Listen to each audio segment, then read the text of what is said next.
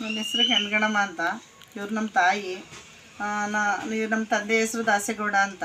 ಇವ್ರ ಹೆಸರೇನು? ಇವ್ರ ಹೆಸರು ಮರಮ್ಮ. ನಮ್ಮ ತಂದೆ ಹೆಸರು ದಾಸೇಗೌಡ. ಇವರು ಧರ್ಮಪುರದಲ್ಲಿ ವಾಸವಾಗಿರೋದು. ಇವರೇನಂದರೆ ಅಕ್ಕಿ ಕೇಳಕ್ಕೆ ಹೋಗೋರೆ. ಈ ತಿಂಗಳು ಅಕ್ಕಿನೇ ಬಂದಿಲ್ಲ. ಆವಾಗ ಸೊಸೈಟಿಗೆ ಅಕ್ಕಿ ಬಂದಿಲ್ಲ ಅಂತ ನನ್ನ ಹತ್ರ ಬಂದರು. ಅವಾಗ ಯಾಕೆ ಅಂತ ನಾನು ಸೊಸೈಟಿಗೆ ಹೋಗಿ ಕೇಳಿದೆ. ಅವ್ರು ಹೇಳಿದ್ರು ಡೆತ್ ಹಂಗೆ ಬರೆದ್ಬಿಟ್ಟವ್ರೆ, ಒಟ್ನಲ್ಲಿ ಗೊತ್ತಿಲ್ಲ ಏನಕ್ಕೆ ಬರ್ತಿದೆ ಅಂತ. ಒಂದು ಸ್ವಲ್ಪ ಫುಡ್ ಇನ್ಸ್ಪೆಕ್ಟರ್ ಹತ್ರ ಹೋಗಿ ಮಾತಾಡಿ ಅಂತ ಹೇಳೋರೆ.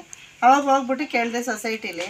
ಆವಾಗ ಆ ಮೇಡಮ್ ಅವರು ಹೋಗಿ ಅಂದರು. ನಾನು ತಾಲೂಕು ಆಫೀಸಿಗೆ ಕರ್ಕೊಂಡೋಗಿದ್ದೆ. ಇವ್ರನ್ನ ಕರ್ಕೊಂಡೋದಾಗ ಅವ್ರು ಸರಿಯಾಗಿ ಆನ್ಸರ್ ಕೊಡಲಿಲ್ಲ ನಮಗೆ. ಫುಡ್ ಇನ್ಸ್ಪೆಕ್ಟರ್ ಹತ್ರನೂ ಹೋದೋ, ಸರಿಯಾಗಿ ಆನ್ಸರೇ ಇಲ್ಲ ಅವ್ರಿಗೆ. ನಾವೇನು ಹೇಳಿದ್ರು ಅವ್ರು ಕೇಳಿಸ್ಕೊತಾನೇ ಇಲ್ಲ. ಹಂಗಾಗಿ ಯಾಕೆ ಹಿಂಗೆ ಮಾಡಿದ್ರು? ಬದುಕಿರೋರನ್ನ ಹೆಂಗೆ ಸಾಯಿಸ್ತಾರೆ ಇವರು? ಯಾವ ರೀತಿ ಮಾಡ್ತಾರೆ ಇವರು ಅಂತ ಹೇಳೋದು ನಾವು. ಚೆನ್ನಾಗಿರೋರನ್ನ ಸಾಯಿಸೋದು. ಇದು ಎಷ್ಟು ಜನಕ್ಕೆ ಮಾಡಿಲ್ಲ ಇವರು ಈ ಥರ. ಮೇಡಮ್, ಈಗ ಬದುಕಿದವ್ರನ್ನ ಸಾಯಿಸ್ತಾರೆ. ಅದೇ ಥರ ಈಗ ಸರ್ಕಾರದಿಂದ ಬರುವಂಥ ಅನುದಾನಗಳು ಎಲ್ಲ ಒಂದು ಕಡೆ ಮಿಸ್ ಆಗುತ್ತೆ. ಇದ್ರ ಬಗ್ಗೆ ನಿಮ್ಗೆ ಏನಾದ್ರು ಎಚ್ಚೆತ್ಕೊಂಡಿರಾ? ಇಲ್ಲ ಬಗ್ಗೆ ಗೊತ್ತಾ? ಅದನ್ನೇ ಯಾಕೆ ಮಿಸ್ ಮಾಡ್ತಾರೆ ಅಂತ ನಾವು ಹೇಳೋದು.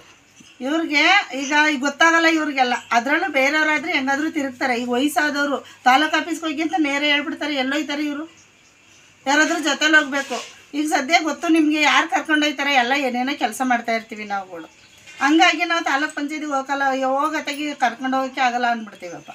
ಆ ಥರ ಇದ್ದಾಗ ಇವರು ಇಂಥ ವಯಸ್ಸಾದವ್ರಿಗೆ ಯಾವ ರೀತಿ ಇವರು ಇದು ಮಾಡ್ತಾರೆ ಅಂತ ನಾನು ಹೇಳೋದು. ಅವ್ರು ಅರ್ಥ ಮಾಡ್ಕೋಬೇಕು. ಇವ್ರಿಗೆ ಹೆಂಗೆ ಬರೀತಾರೆ, ಬದುಕಿರೋರ್ನ ಹೆಂಗೆ ಸಾಯಿಸ್ತಾರೆ ಅಂತ ಇವರು. ಮೇಡಮ್, ಈ ಥರ ಆಗಿರೋದಕ್ಕೆ ಸರ್ಕಾರದಲ್ಲಿ ಏನೋ ಕೇಳ್ಕೊತೀರ ತಾವು?